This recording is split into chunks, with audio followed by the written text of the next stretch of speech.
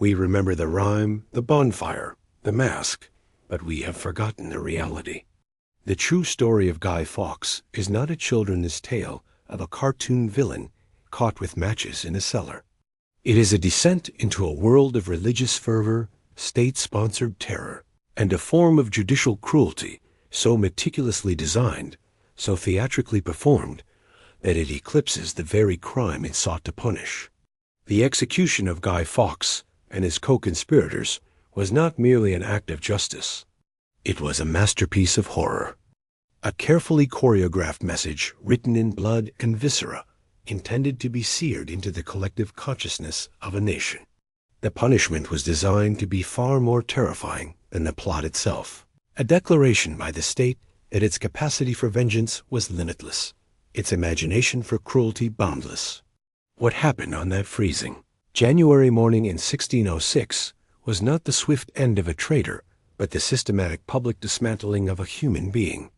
A spectacle of suffering that reveals the savage heart beating just beneath the velvet and lace of the Jacobean court. To understand the full gut-wrenching horror of that day, we must strip away the centuries of myth and folklore and stare directly into the abyss of what it meant to defy a king in an age when the line between law and butchery had been deliberately erased.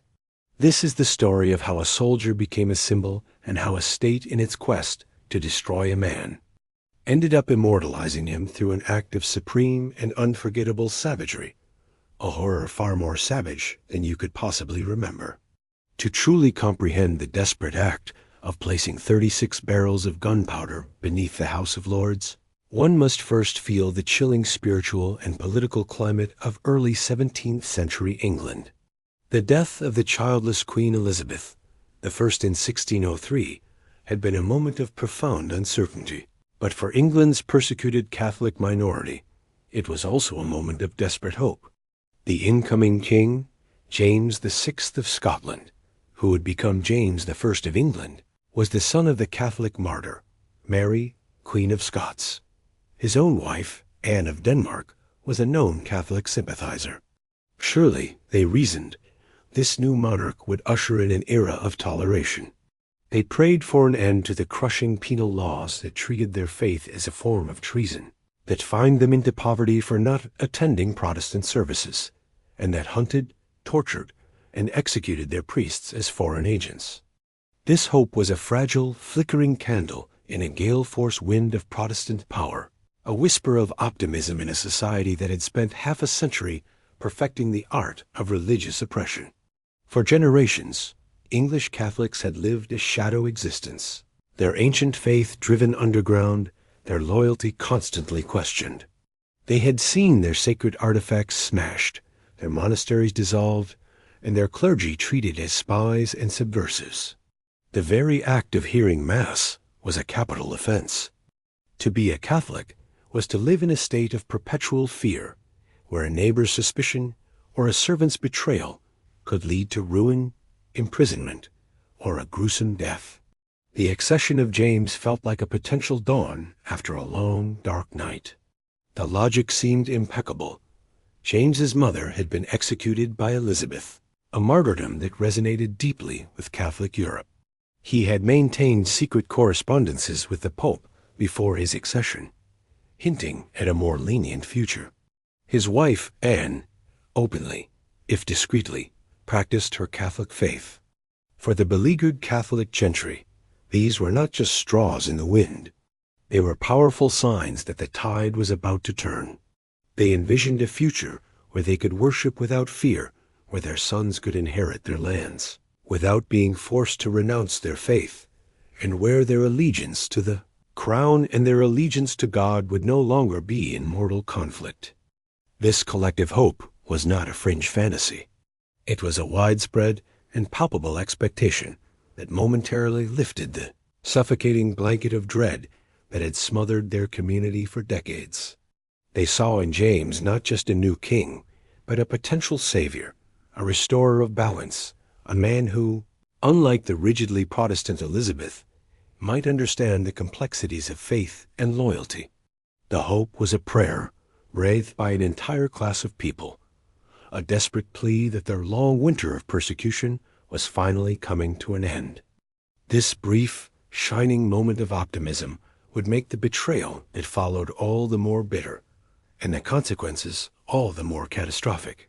The hope that had blossomed so brightly in the hearts of English Catholics upon James I's accession was swiftly and brutally extinguished. James, a canny and deeply paranoid ruler, understood that his security on the volatile English throne depended not on placating a disenfranchised minority, but on commanding the absolute loyalty of the powerful Protestant establishment. He had inherited a kingdom rife with factions, and a parliament that viewed Catholicism as synonymous with foreign invasion and domestic treason. He was a king who valued his own survival above all else, and he quickly calculated that the political cost of toleration was far too high. The moment of truth came swiftly. In a public declaration that sent a shockwave of despair through the Catholic community, James announced his utter detestation of what he called popery.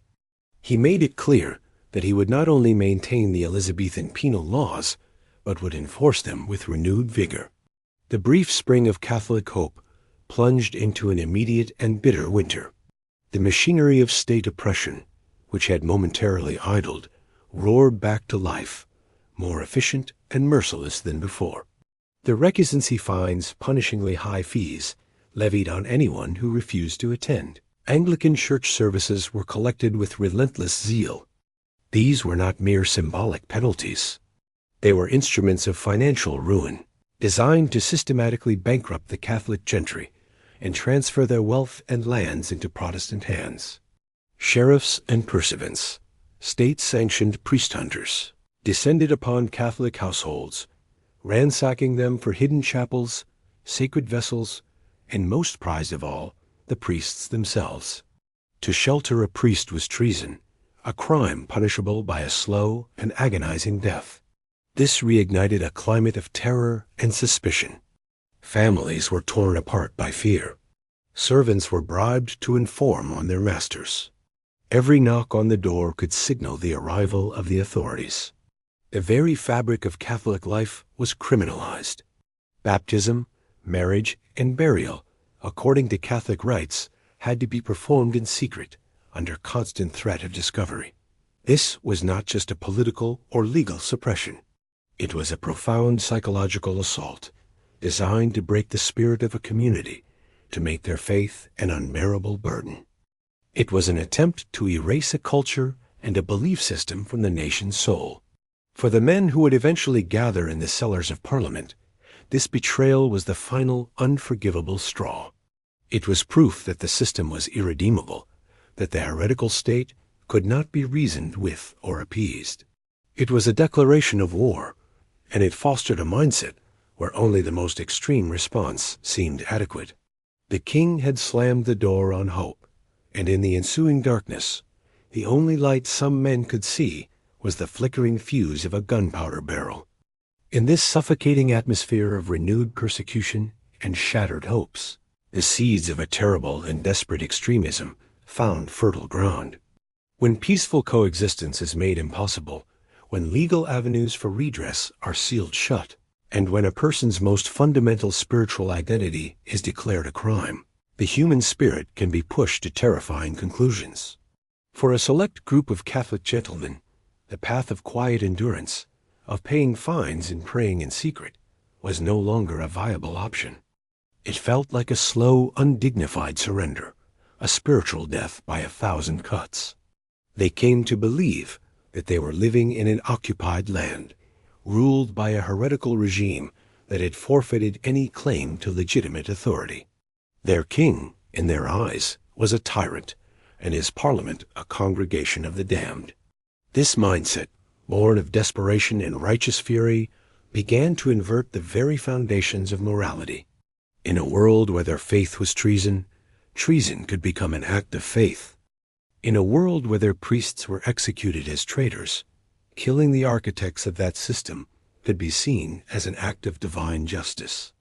They were moving beyond the realm of political protest and into the chilling territory of holy war. They began to see themselves not as English subjects seeking rights, but as soldiers of Christ, crusaders in a battle for the soul of their nation. This conviction insulated them from the horror of what they were planning. Mass murder was reframed as a necessary cleansing, a surgical strike against a cancerous evil. The innocent who might die alongside the guilty were tragic but necessary sacrifices for a greater, holier good. This is the psychological crucible that forged the gunpowder plotters. They were not born monsters, nor were they, in the main, men of low character. They were, by the standards of their day, devout, honorable, and courageous. But their virtues had been twisted and weaponized by the unrelenting pressure of the state. Their piety curdled into fanaticism, their honor into a code of violent secrecy, and their courage into a willingness to commit an act of almost unimaginable destruction. They were men backed into a spiritual and political corner, and they decided the only way out was to demolish the entire building. The state, through its intolerance and cruelty, had inadvertently created its own nemesis, a small fanatical cell of men who believed that the only way to save their faith was through an apocalypse of their own making. A divine judgment delivered from a dark cellar in a flash of fire and brimstone. Into this cauldron of religious despair and burgeoning fanaticism stepped Robert Catesby, the charismatic, wealthy, and dangerously persuasive soul of the gunpowder plot. He was not a shadowy figure lurking in the margins of society. Catesby was a man of considerable charm and social standing, his magnetism legendary among his peers. Standing over 6 feet tall, he was handsome, athletic, and possessed an intense, almost hypnotic fervor that could sweep others into his orbit, convincing them that the most audacious and bloody schemes were not only possible, but divinely sanctioned. His power lay in his absolute certainty. In an age of doubt and fear, Catesby was a rock of conviction, and men, especially those adrift in a sea of persecution, were drawn to his unwavering resolve. Catesby's life had been a series of personal and religious frustrations. He was the scion of a prominent Catholic family that had suffered greatly for its faith. He had seen his family's fortune dwindle under the crushing weight of recusancy fines, a constant, humiliating reminder of his second-class status. His anger was not abstract. It was deeply personal. His own father had been imprisoned for sheltering a priest, and Catesby himself had been implicated in previous failed Catholic uprisings, most notably the Essex Rebellion of 1601. This involvement had cost him a massive fine, equivalent to millions in today's currency, and further cemented his reputation as a dangerous dissident in the eyes of the state. This personal bitterness mingled with a profound and unshakable Catholic faith, creating a volatile and potent compound of piety and rage. He came to see the English state embodied by the king, his chief minister Robert Cecil, and the Protestant Parliament as a monolithic entity of pure evil, a collective antichrist that had to be annihilated for the good of England's soul. He began to gather around him a small, tightly knit group of like-minded Catholic gentlemen, men who shared his sense of righteous grievance and were susceptible to his powerful influence. His genius was in framing the plot not as an act of political terrorism, but as a holy crusade, a mission from God himself. He spoke to them of visions, of divine justification, of their sacred role as God's chosen instruments of vengeance. He transformed their anger and despair into a sense of holy purpose, persuading them that to die in such a cause was not failure, but the ultimate triumph, a guarantee of martyrdom and immediate passage to heaven. He was the architect of their fanaticism, the man who gave their rage a terrifyingly coherent and holy direction. Robert Catesby, the magnetic and vengeful architect of the plot, did not begin his recruitment with strangers. He turned, as conspirators often do, to the men he trusted most, his own family and his closest friends. His first and most crucial recruit was his cousin Thomas Wintour. Wintour was not a simple hothead. He was a thoughtful, well-traveled, and educated man, fluent in several languages.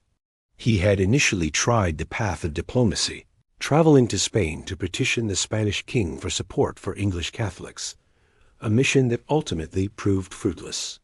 His disillusionment with peaceful means made him receptive to Catesby's far more radical proposal. Wintour was the steady hand, the intellectual counterpoint to Catesby's fiery passion, and his involvement gave the fledgling conspiracy an air of serious, calculated purpose. Next to join was John Wright, a man Catesby had known since their school days. Wright was renowned as one of the finest swordsmen in England, a man whose courage was beyond question. He, too, had a history of involvement in Catholic dissidents and had been arrested during the Essex Rebellion. He was a man of action, not deliberation, and his fierce loyalty to Catesby was absolute. Soon after, his brother, Christopher Wright, also joined the inner circle, adding another trusted sword to the cause. These men were not impoverished, desperate rabble. They were members of the gentry, landowners, and men of some means who, in a different world, would have been pillars of their local communities. They were drawn together by a shared sense of profound religious and personal grievance. They had all felt the sting of the penal laws, the humiliation of being treated as potential traitors in their own country, and the crushing disappointment of King James's broken promises. They formed a band of brothers, united by blood, friendship, and a shared, burning conviction that the time for talk was over. Catesby cultivated an atmosphere of intense, almost monastic secrecy around this core group. Their meetings were held in darkened rooms of London inns or the secluded country houses of their allies. Here, Catesby's charismatic leadership came to the fore. He bound them together not just with plans, but with a powerful, shared spiritual identity. They were, in their own minds, a sacred brotherhood, a holy vanguard chosen by God to deliver a terrible judgment upon a heretical nation.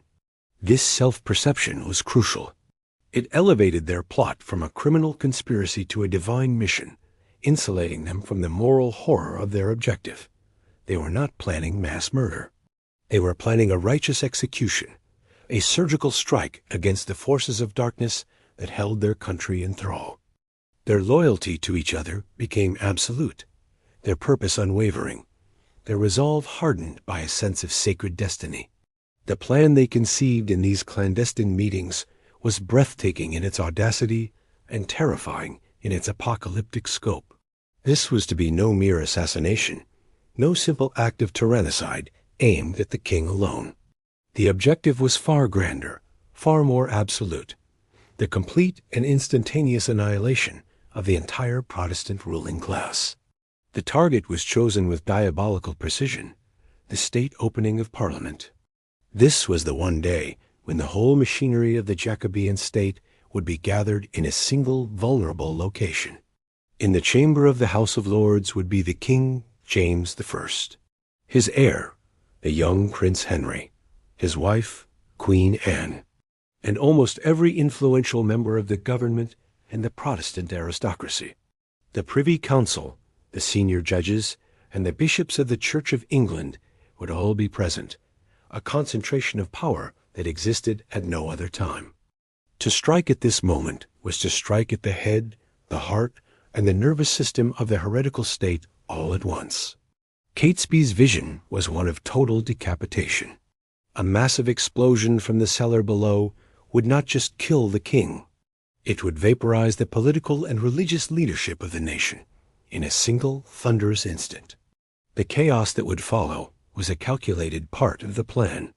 With the government in ruins, the plotters envisioned a popular Catholic uprising in the Midlands, which they themselves would lead. They would seize the king's younger daughter, Princess Elizabeth, who would not be at the opening, and install her on the throne as a puppet Catholic monarch, to be married off to a suitable Catholic nobleman. It was a plan that aimed to remake the kingdom in a single day, to reverse a half-century of religious reformation through one cataclysmic act of violence.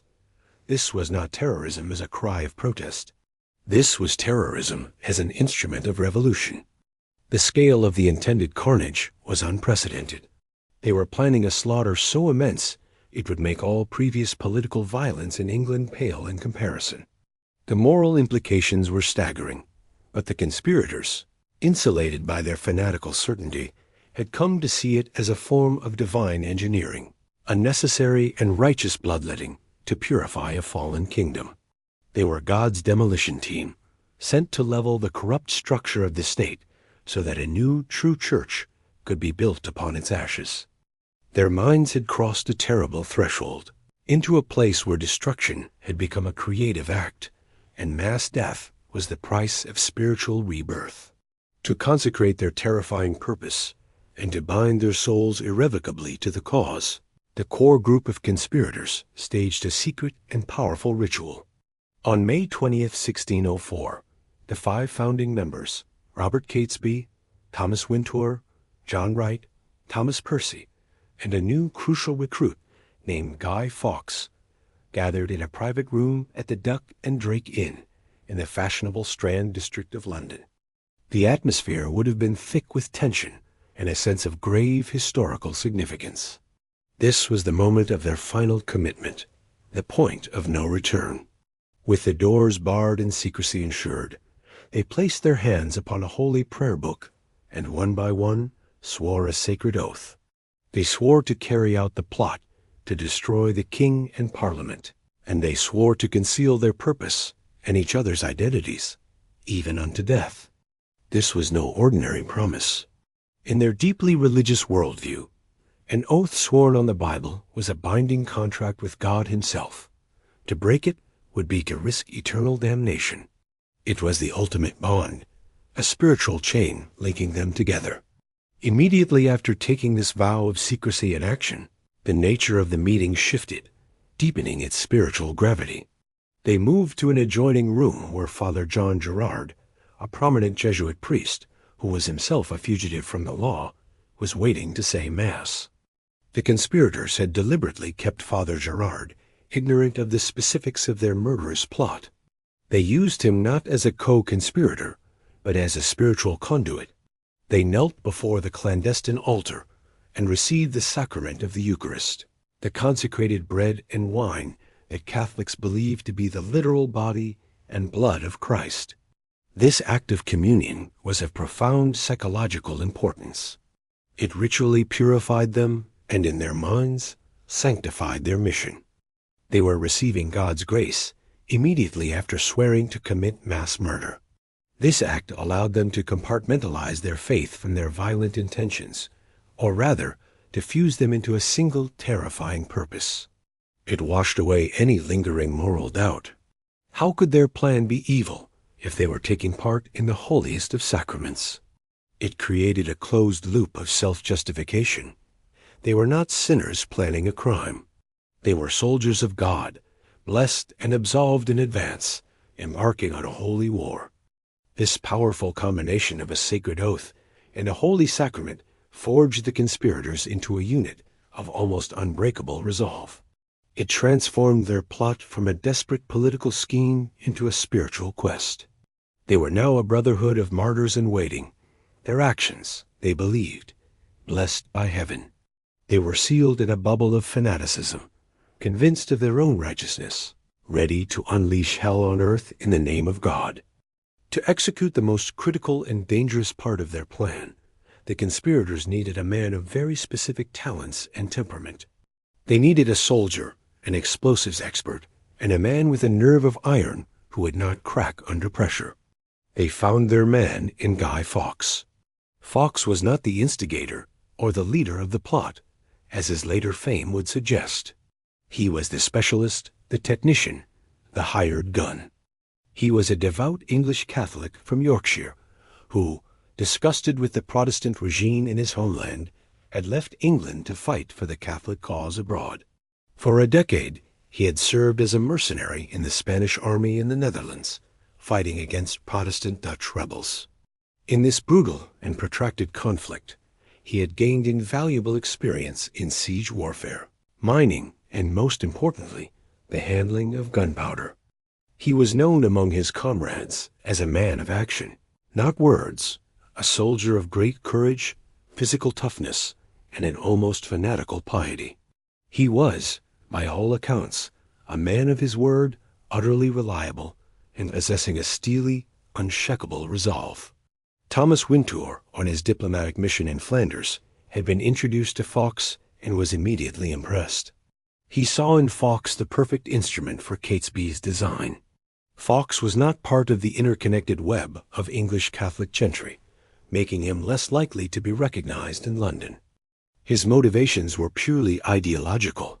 He had no personal wealth or land to protect, only his faith. He believed with every fiber of his being that the war against the heretics was a just war, and he saw no moral distinction between killing them on a battlefield in Flanders and killing them in their own parliament in England. He was a professional soldier being assigned a new mission in a war he had been fighting his entire adult life. When Wintour brought him back to England and introduced him to Catesby, Fawkes readily embraced the plan. He saw it not as an act of terrorism, but as a legitimate military operation, a daring commando raid on the enemy's headquarters. His conscience was clear. He adopted the alias John Johnson and took on the role of caretaker for Thomas Percy, another of the core conspirators. This role gave him the perfect cover to manage the logistics of the cellar. Fawkes was the calm, methodical center of the storm, the man who would live with the bomb, who would prepare the fuse, and who would, when the time came, light the match. His recruitment was the final, crucial piece of the puzzle, providing the practical, military expertise that the gentlemen conspirators lacked. The plot now had its soul in Catesby, its structure in the inner circle, and its deadly hands in Guy Fawkes. With their holy purpose consecrated and their explosives experts secured, the conspirators embarked on the first practical stage of their apocalyptic plan. Thomas Percy, a man of some standing and a kinsman of the powerful Earl of Northumberland, used his connections as a gentleman pensioner, one of the king's ceremonial bodyguards, to lease a small, unassuming house in Westminster. The property had one overwhelming advantage. Its garden wall was directly adjacent to the massive stone foundation of the House of Lords. Their initial plan was as laborious as it was audacious. They would dig a mine or tunnel from the cellar of this rented house, passing under the foundation and emerging directly beneath the Parliament chamber itself. In December 1604, the conspirators began their grim, clandestine work. These were gentlemen, men whose hands were more accustomed to holding the reins of a horse or the hilt of a sword, now reduced to the back-breaking labor of miners. They worked in shifts around the clock, their fine clothes covered in dirt and sweat. The physical toll was immense. They hacked away at the damp earth and stone with pickaxes and shovels, their progress agonizingly slow. The psychological strain was even greater. They were living in a state of constant, nerve-shredding paranoia. Every unexpected footstep on the street above, every knock on the door, every unfamiliar voice could signal their discovery. They lived on a diet of baked meats and wine, afraid to let servants in or even to be seen buying fresh food too often, lest it arouse suspicion. The excavated rubble posed another logistical nightmare. They had to dispose of tons of earth and stone without being seen.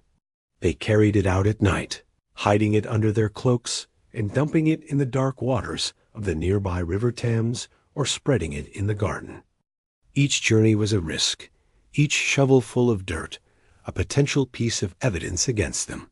The tunnel became their whole world, a claustrophobic, lightless hell where they toiled for their God, their muscles aching, their hands blistered and raw. The sheer physical difficulty of the mine was proving almost insurmountable. The stone foundation of the House of Lords was 9 feet thick, far more formidable than they had anticipated. Their progress slowed to a crawl. The work was noisy, and they were terrified of being overheard. As they neared their goal, their spirits began to flag, the physical and mental exhaustion threatening to break them. They were running out of time and energy, their grand vision mired in the grim reality of stubborn stone and damp earth. Their crusade had become a feat of brute, exhausting labor, and the promised land of a Catholic England seemed buried under a mountain of their own excavated dirt. The conspirators' faith was being tested in the damp, dark earth beneath Westminster. As they toiled in their tunnel, their progress blocked by the immense foundation of the House of Lords, despair began to set in. It was at this moment of near failure that they experienced what they could only interpret as a sign of divine providence, a miracle sent to rescue their holy mission. While working in the suffocating silence of the mine, they were startled by a rumbling noise from above. Their initial reaction was terror. They believed they had been discovered. Fawkes was sent to investigate, and he returned with astonishing news.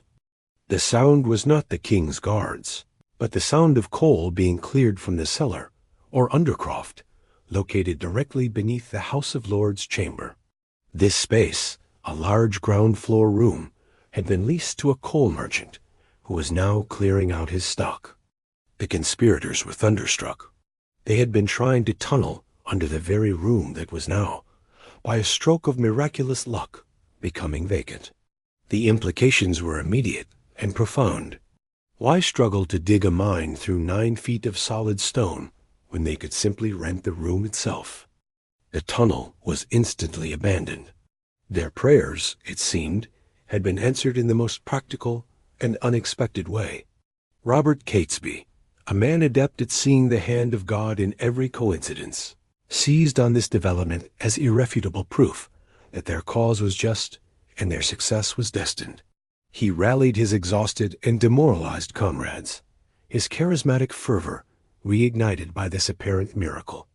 God, he argued, had grown tired of their slow progress and had decided to open a clearer, more direct path for them.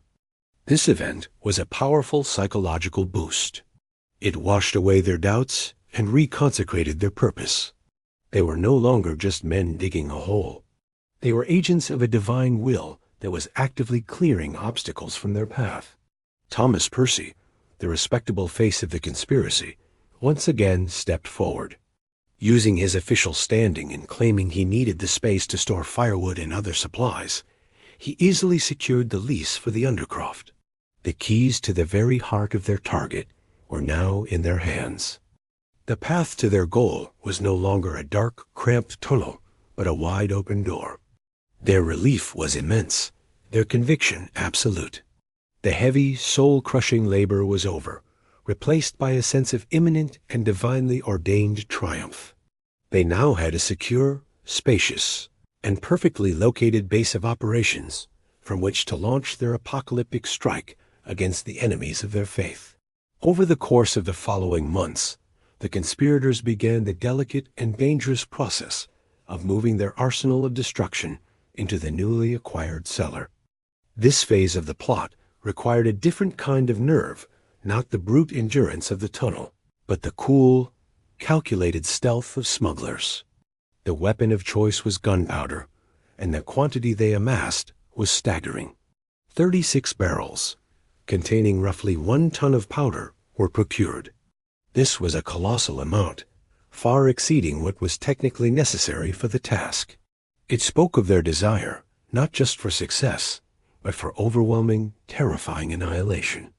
The logistics were a masterpiece of clandestine planning. The barrels were first stored at Catesby's house in Lambeth, a location conveniently situated across the River Thames from Westminster. From there, under the cover of darkness, the barrels were loaded onto small boats and rowed across the black, silent water. This was a journey fraught with peril. A single inquisitive watchman, a chance encounter with a patrol, could have unraveled the entire conspiracy. On the Westminster side, Guy Fawkes, in his guise as the caretaker John Johnson, was waiting. He received the barrels, one by one, and painstakingly arranged them in the cavernous undercroft. The work had to be done with meticulous care. The barrels were heavy and cumbersome, and any loud noise could attract unwanted attention. Once all 36 barrels were in place, Fawkes undertook the crucial task of camouflaging them. He was a methodical and patient craftsman of destruction. He concealed the mountain of explosives under a huge pile of old firewood and coal, making the contents of the cellar appear mundane to any casual observer. To further enhance the disguise and to provide the shrapnel that would make the explosion even more deadly, he covered the barrels with a collection of discarded iron bars and stones. The cellar was now a gigantic, perfectly disguised fragmentation bomb, a booby trap of epic proportions lying in wait at the very heart of the kingdom. The scale of the potential devastation was almost incomprehensible. Modern experts have calculated that the explosion would have not only completely obliterated the House of Lords and everyone in it, but it would have also destroyed Westminster Hall, shattered the priceless stained glass windows of Westminster Abbey, and caused catastrophic damage to the entire surrounding area. It would have been the single most devastating man-made explosion in British history, a cataclysm that would have reshaped the physical and political landscape of London in a single fiery instant. And at the center of this impending storm sat Guy Fawkes, the silent guardian of the apocalypse. Guy Fawkes, now living under the alias John Johnson, became the solitary guardian of the plot's devastating secret. He was the keeper of the cellar, the man on the ground, and the designated executioner. His role required a unique combination of patience, vigilance, and an almost inhuman capacity to live with constant, high-stakes pressure.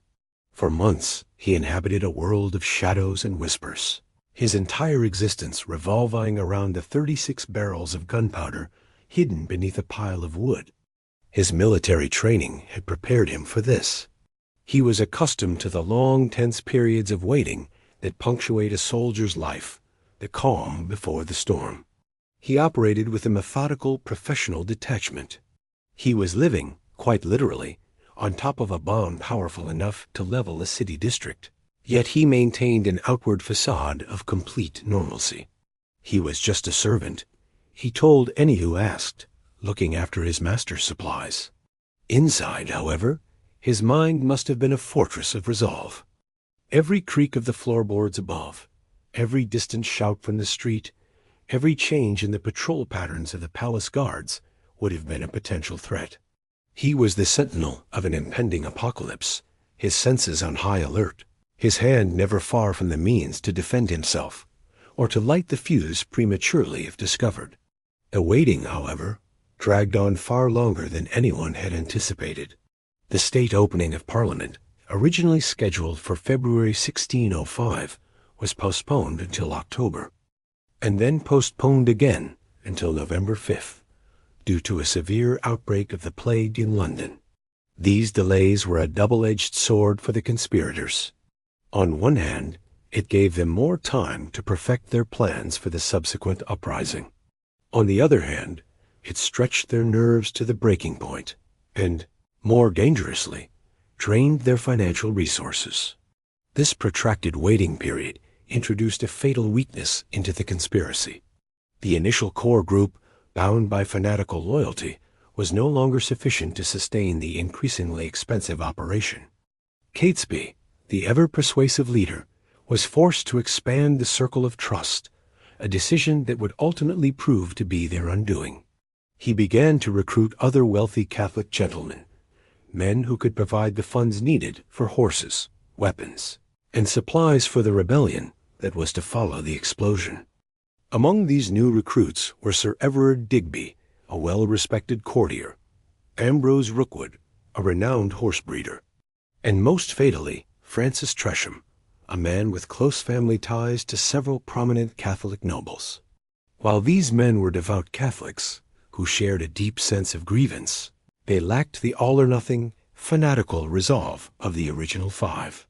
They had vast estates, wives, and children. They had more to lose, and their inclusion introduced an element of gout and potential disloyalty into the hermetically sealed conspiracy. They had more to lose, and their inclusion introduced an element of gout and potential disloyalty into the hermetically sealed conspiracy. A grave moral dilemma began to gnaw at the edges of their certainty. It would not only kill the king and his Protestant government, but also the handful of Catholic lords who, by duty, would be in attendance.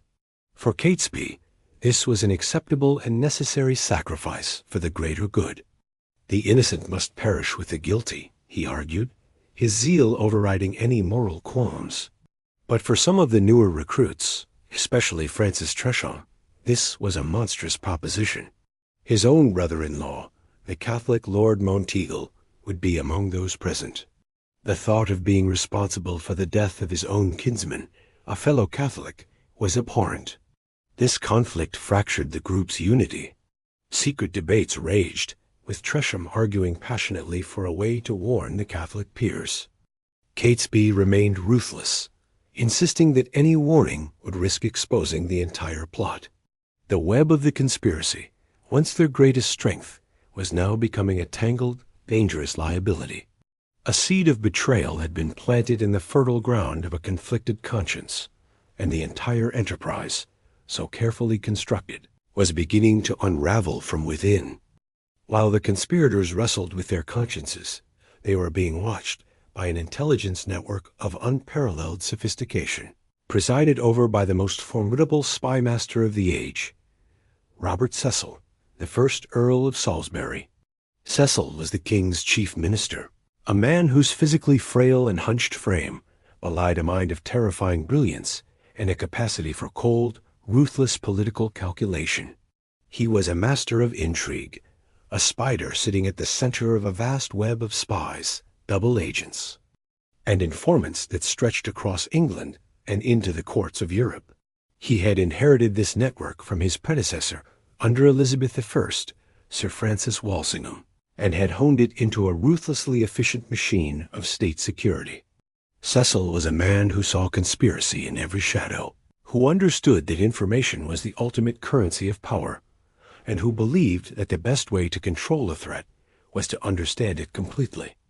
It is one of the most hotly debated questions of the gunpowder plot, whether Cecil knew of the conspiracy long before it was officially discovered. While concrete proof is elusive, the circumstantial evidence is compelling. His agents were known to have infiltrated Catholic circles. It is highly probable that his network had picked up whispers of a major Catholic plot being planned by Catesby, a known dissident. Some historians argue that Cecil not only knew about the plot, but deliberately allowed it to mature, like a farmer tending a crop he plans to harvest at the perfect moment. A plot discovered too early would be a minor affair, easily dismissed. But a plot allowed to reach the very brink of execution, a plot with tons of gunpowder already in place, would be a national sensation. It would be the ultimate political weapon. The discovery of such a monstrous, fully formed conspiracy would terrify the public, unite the country in loyalty to the king, justify the harshest possible anti-Catholic laws, and cement Cecil's own position as the indispensable guardian of the state. He was a grandmaster of political chess, and the plotters, who saw themselves as agents of God, may have been nothing more than pawns in his far more cynical and intricate game. Whether he knew the specific details or was simply waiting for a thread to pull, Cecil was poised and ready. The state was not a blind, bumbling victim waiting for a lucky break. It was a patient predator, and its chief minister was watching, waiting for the perfect moment to spring his meticulously prepared trap. The endgame for the gunpowder plot began on the night of October 26, 1605, just 10 days before the scheduled opening of Parliament. On that evening, a servant of the Catholic Lord Monteagle was approached on a dark London street by a mysterious cloaked figure who handed him a letter for his master. The letter was anonymous, its handwriting deliberately disguised and almost illegible in places. It was also one of the most fateful documents in English history. Lord Monteagle broke the seal and read the cryptic message. "My lord," it began, "out of the love I bear to some of your friends, I have a care of your preservation." The letter urged him, as you tender your life, to devise some excuse to avoid attending the opening of Parliament. It spoke of a terrible danger, warning that they shall receive a terrible blow this Parliament, and yet they shall not see who hurts them. The danger, it concluded, would be past as soon as you have burnt the letter. Monteagle's reaction is as controversial as the letter's origin. The official story is that he was terrified, and as a loyal subject, immediately rushed to Whitehall to show the letter to Robert Cecil. However, his actions are highly suspicious. Why not simply burn the letter as instructed? Why risk his own safety by getting involved? Many historians believe Monteagle was playing a part in a prearranged drama. The letter's author was almost certainly his own brother-in-law, the conflicted conspirator Francis Tresham, who was desperate to save him. It's plausible that Tresham and Monteagle colluded, with Monteagle agreeing to be the discoverer of the plot, thus earning the king's gratitude and protecting himself from any suspicion of involvement. When Monteagle presented the letter to Robert Cecil, the spymaster played his part to perfection. He feigned surprise and grave concern, but his subsequent actions reveal a calculated, theatrical mind at work. Instead of launching an immediate investigation, Cecil sat on the letter for several days. He was not in a hurry. He was a director, carefully stage-managing the final act.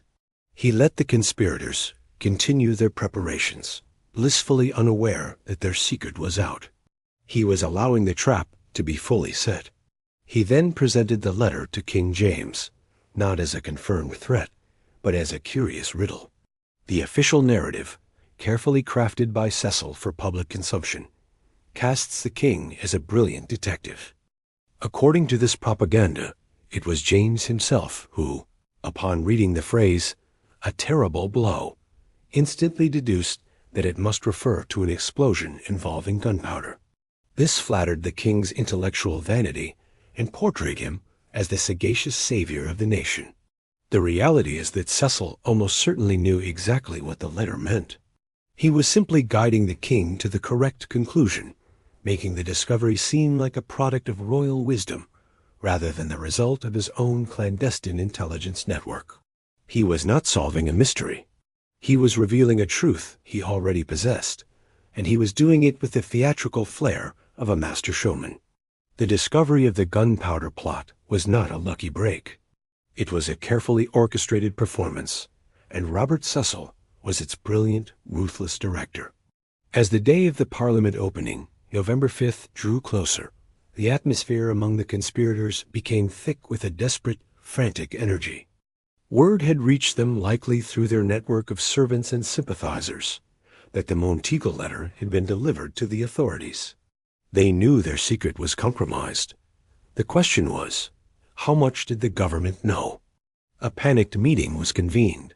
Thomas Wintour, ever the pragmatist, argued that the plot was doomed and that they should all flee to the continent immediately. But Robert Catesby, in a final fatal display of hubris and fanatical self-belief, refused to abandon the plan. He was convinced that the letter was too vague to be properly understood by the authorities. He dismissed it as a minor setback, perhaps even a final test of their resolve from God. His charismatic force, which had held the group together for so long, now sealed their fate. He persuaded the others to stay their course. He insisted that Guy Fawkes, the stoic soldier, remain at his post in the cellar, ready with match and tinder, to see the mission through to its fiery conclusion. Fawkes, a man defined by his loyalty and obedience, agreed without question. He returned to the dark, musty Undercroft, a solitary figure guarding his monstrous secret, while the net of the state tightened around him. Robert Cecil now began to play his hand with chilling, theatrical precision. On the afternoon of November 4th, the day before the opening, he dispatched a party of officials, led by the Lord Chamberlain, to conduct a preliminary, almost casual, search of the Parliament buildings. When they entered the cellar leased by Thomas Percy, they found a tall, imposing man standing beside a massive pile of firewood. The man, who called himself John Johnson, was of course Guy Fawkes. The Lord Chamberlain asked him who he was, and to whom the firewood belonged. Fawkes, with his iron nerve, calmly replied that he was a servant and the wood belonged to his master, Thomas Percy. The officials looked around, made some perfunctory remarks about the large quantity of fuel, and then left. This was not a bungled search. It was a masterful piece of psychological warfare. Cecil was deliberately showing his hand. He was letting the conspirators know that they were being watched, that their hiding place had been found. He was dangling the prospect of imminent discovery before them, likely hoping that some would panic and flee, thus providing him with more evidence and an easier roundup. The move was designed to test their nerve and to confirm his suspicions. Fawkes, however, did not flinch. After the officials left, he briefly went out to report the encounter, but then, astonishingly, returned to his post in the cellar. He was determined to see the mission through, even with the breath of the state hot on his neck. He remained in the darkness, a lonely sentinel, watch in hand, slow matches at the ready, waiting for the midnight hour when he would light the fuse that would change the world. But Cecil's game was over. The trap was now fully sprung. He had his man, he had his location, and he knew what was hidden under the wood. He was simply waiting for the most dramatic possible moment to make the arrest, to reveal the full, horrifying scope of the plot to a sleeping and unsuspecting nation. The final act of the drama unfolded in the cold, dark hours after midnight on the morning of November 5th, with the city of London asleep and the conspirators believing they were still undetected. A second, much larger search party was dispatched to the cellars of Parliament. This time, there was no pretense of a routine inspection. Led by a Westminster magistrate, Sir Thomas Knivet, a heavily armed group of men stormed the Undercroft. They found Fawkes just outside the cellar door, fully dressed in a cloak and hat, wearing boots and spurs, clearly ready to make a swift escape after lighting the fuse. They seized him immediately. A search of his person revealed the final damning evidence: a tinderbox, a bundle of slow matches designed to burn at a predictable rate, and a pocket watch, a rare and expensive item at the time, which he was using to time the explosion with precision. The game was up. Inside the cellar, the soldiers pulled back the facade of firewood and coal. The sight that greeted them must have been staggering. Barrel after barrel of gunpowder, a monstrous arsenal of black powder packed tightly in the confined space. The scale of the intended carnage was laid bare. The plot, which had lived for so long in the shadows of secrecy and fanaticism, was now exposed to the harsh light of reality. Guy Fawkes was arrested on the spot. His initial reaction was not fear or remorse, but a furious, defiant arrogance. He gave his name as John Johnson, and openly lamented his failure, not his intent. According to eyewitness accounts, when one of the arresting nobles asked him what he had been planning to do with so much powder, Fawkes sneered back, "To blow you Scotch beggars back to your native mountains." He was unrepentant, a soldier captured in battle, his only regret that his weapon had misfired. The news of his capture and the discovery of the powder treason spread through the awakening city like a shockwave, creating a wave of public hysteria, outrage, and profound relief. The king, the royal family, and the entire government had been just hours away from being vaporized. The public reaction was everything Cecil could have hoped for: a massive, spontaneous outpouring of loyalty to King James and a deep, visceral hatred for the Catholic plotters, who were instantly demonized as monstrous agents of a foreign power. Bells rang out across London, and citizens lit bonfires in the streets in celebration of the king's deliverance. But for Guy Fawkes, the ordeal was just beginning. His defiance was about to be tested against the ultimate instrument of Jacobean state power. He was taken bound and under heavy guard, not to a common prison like Newgate, but to the place reserved for the most important and dangerous enemies of the state, a place whose very name was a synonym for dread secrecy and suffering: the Tower of London. His journey from a dark cellar to a darker dungeon had begun. Guy Fawkes' arrival at the Tower of London marked his transition from a soldier in a holy war to a subject of the state. S. methodical and merciless interrogation process. His initial interviews were a contest of wills. He faced his questioners, a panel of the most powerful men in the kingdom, including Robert Cecil himself, with the same defiant courage he had shown upon his arrest. He readily admitted his intention to blow up the House of Lords and expressed deep regret that he had failed.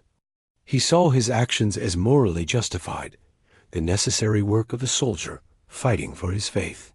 But when they pressed him for the names of his co-conspirators, he fell silent.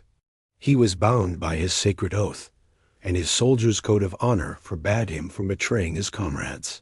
For several days, this stalemate continued. Fawkes's resilience was extraordinary. He was kept in isolation, likely in the notorious torture chambers of the White Tower, a place designed to inspire terror. But he would not break. His fortitude both infuriated and fascinated his captors, particularly King James I, the King, who had been the primary target of the plot, developed a morbid obsession with the man who had come so close to murdering him. He personally drafted a list of detailed questions to be put to Fawkes, seeking to understand the mind of the man who held him in such contempt. And then, in a document that survives to this day, a chilling testament to the cold brutality of the era, King James gave his explicit authorization for the use of torture. The king's letter to the interrogators is a masterpiece of calculated cruelty. He instructed them to begin with the gentler tortures, but if Fawkes remained obstinate, they were to proceed per gradus ad ima tenditur, by degrees, to the very worst. The king, the head of the church and the font of all justice in the land, was personally sanctioning the systematic deconstruction of a human being. This royal warrant was not just permission. It was a command. It sealed Guy Fawkes's fate. His defiance, however formidable, could not withstand the scientific application of limitless pain. The state was now empowered to use its most terrible tools, and the question was no longer if Fawkes would break, but when, and how completely he would be shattered in the process. He was now alone, a captive in the hands of a regime that saw his body not as a vessel for a soul, but as a repository of information to be extracted by any means necessary. The phrase, the gentler tortures, is a chilling euphemism for a range of torments designed to break a prisoner's will without necessarily causing permanent physical damage, at least initially. For Guy Fawkes, this would have been the first stage of his descent into hell. The most common of these gentler methods was the use of the manacles. Fawkes would have been hung from a wall by his wrists, his feet dangling just above the floor. The initial pain in his wrists would have been intense, but the true agony would come as the hours passed. The entire weight of his body would pull on his shoulder joints, slowly and inexorably dislocating them. The pain would have been a searing, grinding wave of pure suffering, accompanied by the sickening pop of his joints leaving their sockets. He would have been left like this for hours, perhaps days, on end, trapped in a vertical prison of his own flesh, the pain a constant, deafening roar in his mind. Alongside the physical torment was the psychological warfare. He would have been subjected to prolonged sleep deprivation, a technique known to induce hallucinations and destroy rational thought. Kept in perpetual darkness, or under the constant glare of a lantern, with guards making noise to prevent him from drifting off, his sense of time and reality would have dissolved. His interrogators would have worked on him in shifts, their questions becoming a relentless, disorienting drone. They would have used lies and manipulation, telling him his friends had already betrayed him, that he was alone, that his cause was lost, and that his only hope for a mercifully quick death was to confess. He would have been denied adequate food and water, his body weakened by hunger and thirst, his mind clouded by dehydration. The combination of intense pain, exhaustion, and psychological disorientation was a powerful one, designed to methodically peel away the layers of a man's identity, to reduce him from a defiant soldier to a terrified, compliant animal. Yet for a time, Guy Fawkes endured. His military background and the depth of his conviction gave him a reservoir of spiritual and mental strength that astonished his tormentors. He clung to his oath, his silence a final, desperate act of loyalty to the men who were, at that very moment, fleeing for their lives across the English countryside. But the state's resources of cruelty were far from exhausted. King James had commanded them to proceed, by degrees, to the very worst. and the interrogators had every intention of obeying their monarch. Having survived the gentler torments, Guy Fawkes was brought face to face with the ultimate argument of the Jacobean state, the most infamous and feared instrument in the Tower's infernal arsenal, the rack. The rack was a machine of horrifying simplicity and diabolical effectiveness. It consisted of a large, rectangular wooden frame, raised slightly off the ground, with 2 rollers at each end.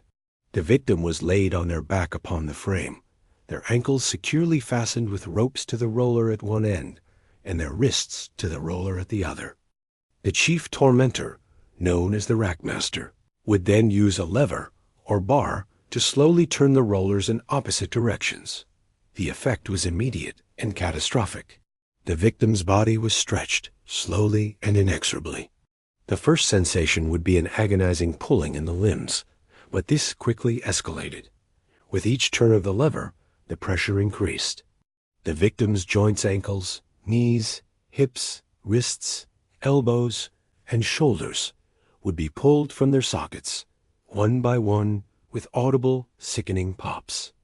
Ligaments and muscles would be stretched beyond their breaking point, tearing like old cloth.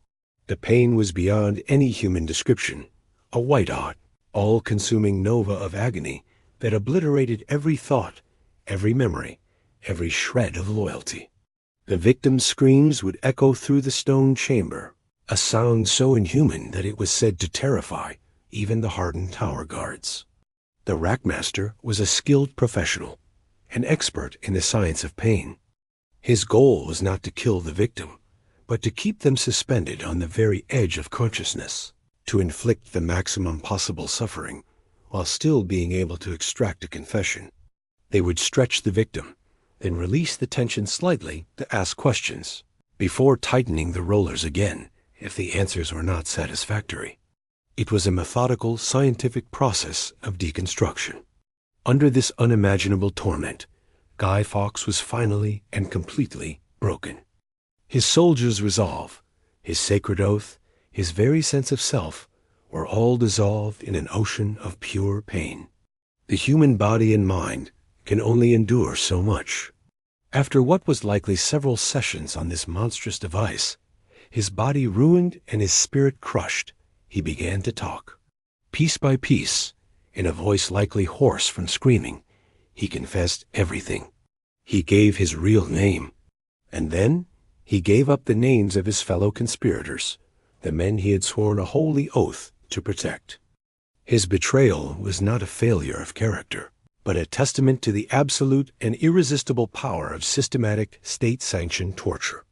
While Guy Fawkes was being systematically broken in the dungeons of the Tower, the news of his capture and the plot's failure sent a shockwave through the rest of the conspirators.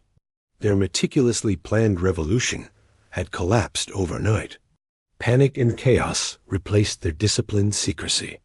Led by Robert Catesby, the remaining plotters fled London in a desperate, frantic scramble, a small band of fugitives on the run.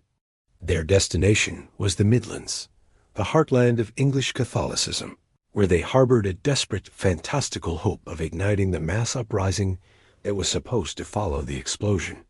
They rode hard, changing horses at prearranged safe houses, their minds reeling with the totality of their failure. But the grand vision of a popular Catholic rebellion, with the local gentry rising up to join them, was a delusion.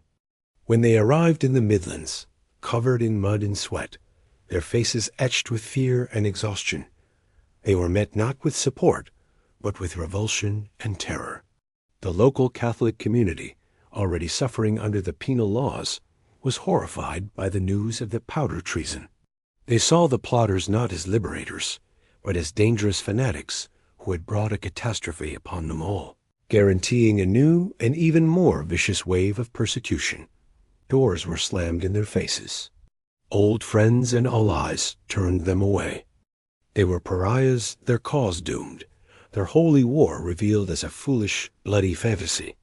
Hunted by the sheriffs of multiple counties, and with a growing posse of armed men closing in, the dwindling band of fugitives sought refuge at Holbeck House in Staffordshire, the home of one of their sympathizers.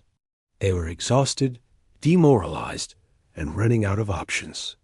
It was here, in this final, desperate sanctuary, that they were met with a moment of supreme and bitter irony.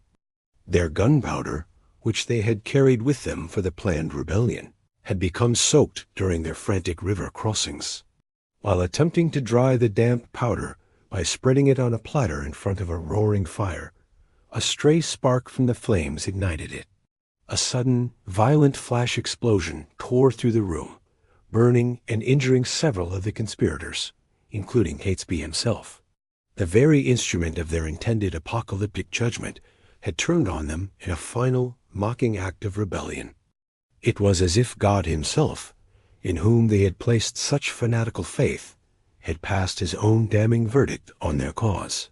Wounded, cornered, and abandoned, the last of the plotters prepared for their final stand, their dream of a renewed Catholic England dying with them in the smoke and ruin of their own making.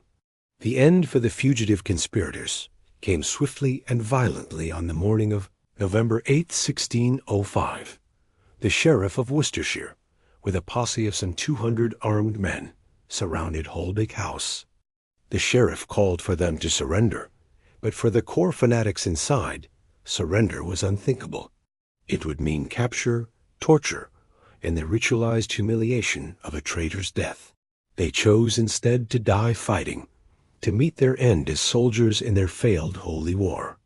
A furious firefight erupted, the posse's musket balls tearing through the windows and walls of the house. One by one, the leaders of the plot were cut down. Thomas Wintour was shot in the shoulder and captured, but the most fanatical, Catesby and Thomas Percy, seemed determined to die together. According to an eyewitness account, they stood back to back in the courtyard, swords in hand, facing their enemies. In a remarkable, almost unbelievable twist of fate, a single musket ball, fired by a man named John Street, passed through Catesby's body and struck Percy, killing them both with one shot. The two men who had been the heart and soul of the conspiracy from its inception died together, their bodies falling on the cold ground of Staffordshire. John and Christopher Wright were also killed in the skirmish. The survivors, wounded and defeated, were rounded up. The dead were unceremoniously buried nearby, but the government, in a final act of desecration, later ordered the bodies of Catesby and Percy to be exhumed. Their heads were cut off and sent to London to be displayed on the spikes of the Parliament House, a grim warning to all. The captured plotters were transported back to the capital to face the inevitable and terrible justice of the state. The trial of the 8 surviving conspirators, including the physically and spiritually broken Guy Fawkes, began on January 27, 1606. It was held in Westminster Hall, the very building adjacent to the one they had planned to destroy.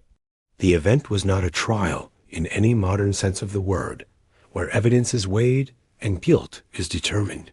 It was a piece of high political theater, a public ritual designed to legally ratify a verdict that had already been decided.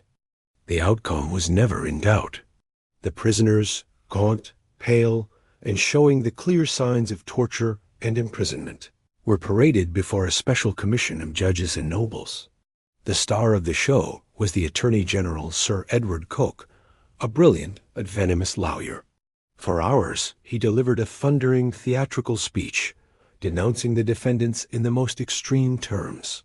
He compared them to serpents, vipers, and every foul creature imaginable.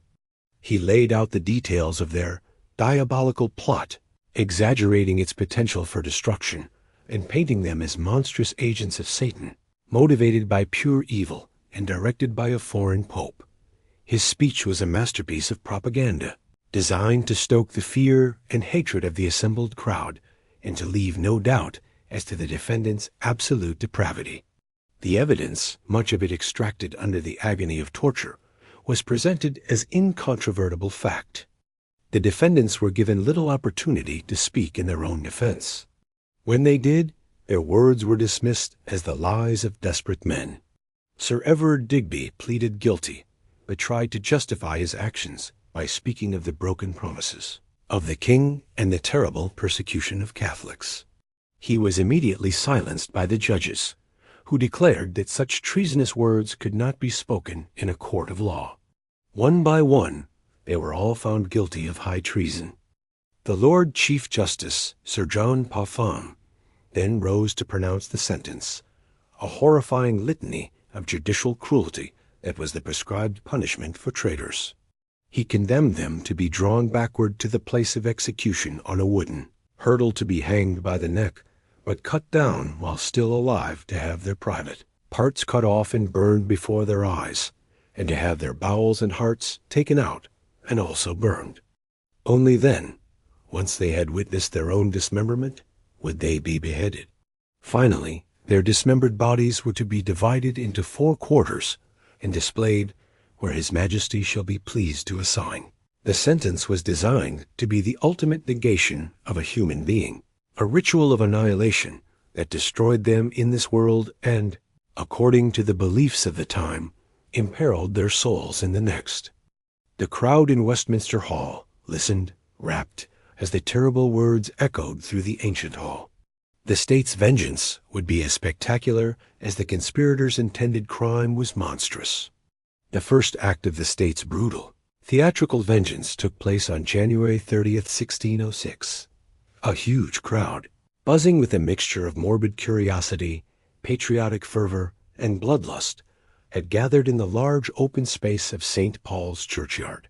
A scaffold had been erected, a stark wooden stage for the bloody drama that was about to unfold.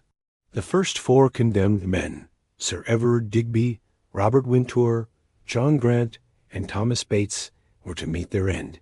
The spectacle began with a drawing. Each man was strapped to a hurdle, a simple wooden frame like a sled, which was then attached to a horse. They were dragged from the Tower of London through the muddy, filth-strewn streets of the city. This was the first stage of the ritual humiliation. Stripped of all dignity, they were paraded as objects of scorn, pelted with refuse and insults by the jeering crowds that lined the route. This public procession of shame was an essential part of the punishment, transforming the condemned from human beings into grotesque trophies of the state's power. At the scaffold, they were untied and one by one forced to mount the steps to face their fate. Sir Everard Digby, the wealthy courtier, went first.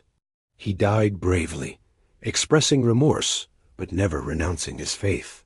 He was hanged, but as the sentence demanded, he was cut down while still fully conscious.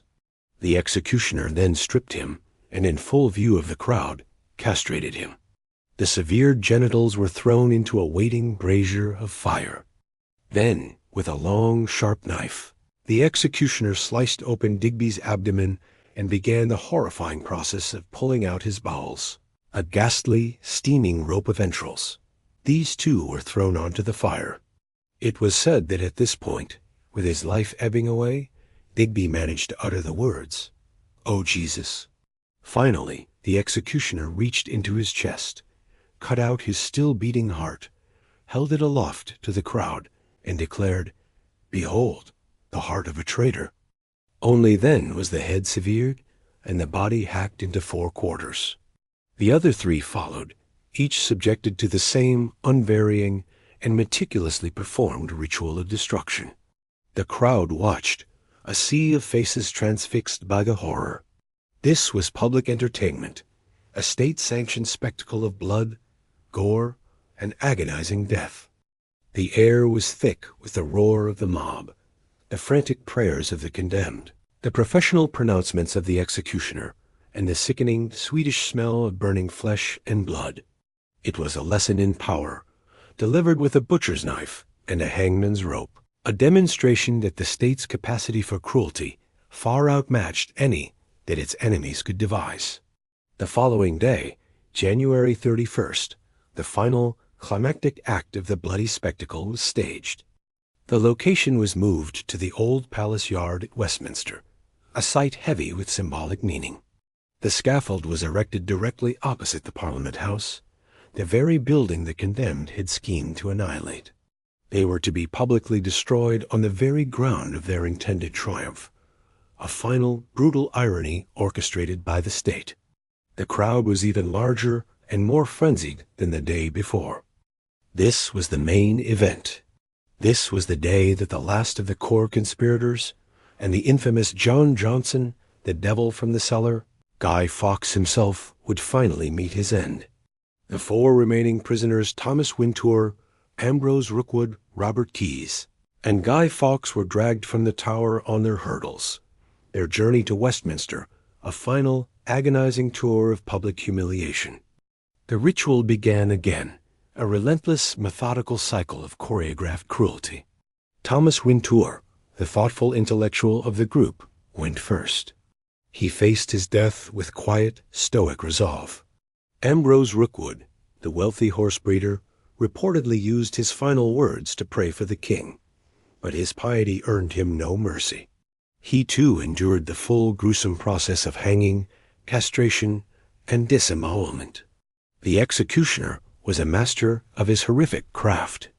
His skill lay not in killing quickly, but in prolonging the agony, in keeping the victim conscious for as long as possible as they witnessed their own systematic dismantling. This was the essence of the punishment, not just death, but the conscious experience of one's own destruction. Every severed limb, every organ thrown into the fire, was a declaration of the state's absolute power over the body of the traitor. The spectacle was designed to terrify, to leave an indelible mark on the memory of all who witnessed it. Each step of the procedure was a calculated act of political theater, a visceral lesson in the consequences of defying the king. The crowd roared its approval, its bloodlust sated by the state-sanctioned butchery. Finally, it was Guy Fawkes's turn. He was the last to be led to the scaffold. He was a pathetic and broken figure, a mere shadow of the defiant soldier who had been captured in the cellar 3 months earlier. The relentless torture had shattered his formidable body. He was weak, gaunt, and ravaged by pain. He likely had to be helped up the ladder to the gallows, his ruined limbs barely able to support his own weight. He gave a brief speech from the scaffold, his voice probably weak and strained. In a stark contrast to his initial arrogance, he reportedly asked for the forgiveness of the king and the state for his crime. His spirit, it seemed, was as broken as his body. He stood on the precipice of a slow and torturous death, the grand finale of a spectacle of state terror, with the eyes of thousands upon him, waiting to see him torn apart. But in that final, desperate moment, as he stood on the ladder with the hangman's noose being placed around his neck, something stirred within the ruined man. Perhaps it was a final flicker of his soldier's defiance, a last-ditch effort to seize control of his own end. Perhaps it was a conscious act to avoid the unimaginable horror of the executioner's knife. Or perhaps it was simply a misstep, a stumble by a man so weakened by torture that he could no longer stand. We will never know for sure. But as the hangman made his final preparations, before he could push Fawkes from the ladder to begin the slow, agonizing strangulation mandated by the sentence, Guy Fawkes jumped. He leaped from the ladder with whatever remaining strength he could muster. The sudden drop in the weight of his own body did what the hangman was forbidden to do. His neck snapped. He died instantly. In this one final, ambiguous act, Guy Fawkes had cheated his executioner. He denied the state its ultimate prize, his conscious suffering. He would not be awake to see his own body mutilated. He would not see his own entrails burning in the brazier. It was a small, desperate victory, a reclamation of his own death at the very last second. The crowd may have felt cheated of the day's main event, but the state's ritual, once begun, had to be completed. His lifeless body was subjected to the full, grotesque punishment regardless. He was cut down, and the executioner went through the grisly motions of castration, disembowelment, and beheading on the corpse. His body was then hacked into 4 quarters. His head, and the dismembered parts of his comrades, were dipped in tar to preserve them, and then sent to be displayed on spikes in the 4 corners of the kingdom. The head of Guy Fawkes himself was placed on a pike on London Bridge, joining the ghastly gallery of traitors. its sightless eyes gazing out over the city he had failed to purify. A grim and silent warning to any who might harbor similar thoughts of treason against the king. The immediate legacy of the gunpowder plot was a resounding triumph for King James and his chief minister, Robert Cecil. The narrowly averted catastrophe was exploited to its fullest political potential. A new and even more vicious wave of anti-Catholic legislation was passed by a grateful and terrified Parliament. A new oath of allegiance was introduced, a cleverly worded test designed to force a wedge between English Catholics and the papacy, forcing them to choose between their king and their pope. The annual celebration of the king's deliverance on November 5th, complete with sermons, the ringing of bells, and the burning of bonfires, was made a permanent fixture of English life. This yearly ritual served as a powerful tool of anti-Catholic propaganda for centuries, reinforcing the narrative of popish treachery and Protestant deliverance. Guy Fawkes, the man, was dead, his body torn asunder. But Guy Fawkes, the symbol, had just been born. Initially, he was the ultimate national boogeyman, the archetypal Catholic traitor. Every year, effigies of the Guy were created and tossed onto bonfires, a folk ritual that transformed him into a figure of pure cartoonish villainy. The nursery rhyme, remember the 5th of November, gunpowder, treason, and plot, cemented this image in the national consciousness, a simplistic cautionary tale for children. But symbols are fluid, powerful things, and their meanings can shift and evolve in ways their creators never intended. Over time, as the bitter religious conflicts of the 17th century faded into history, the popular perception of Guy Fawkes began to change. The context of the intense persecution that drove him and his fellow conspirators to their desperate act was gradually remembered. The focus began to shift from the horror of his intended crime to the horror of the state's brutal response. The image of a lone man, defiant in the face of a tyrannical government, began to take hold. In a final delicious irony that would have utterly astonished King James and Robert Cecil, the man they so brutally annihilated as a symbol of Catholic terror has, in our own time, been resurrected as something entirely different. His stylized, smiling mask, popularized by the graphic novel and film V for Vendetta, has become a global icon of anti-authoritarian protest. It is worn by activists, hackers, and protesters of every stripe, from anti-capitalist movements to pro-democracy uprisings around the world. It has become a symbol of rebellion against oppression, a face for the faceless who wish to challenge the power of the state. The man who died a reviled religious fanatic has become a secular folk hero. The execution of Guy Fawkes was meant to be an ending, a full stop written in blood and fire. It was designed to erase him, to make him a terrifying lesson in the futility of rebellion.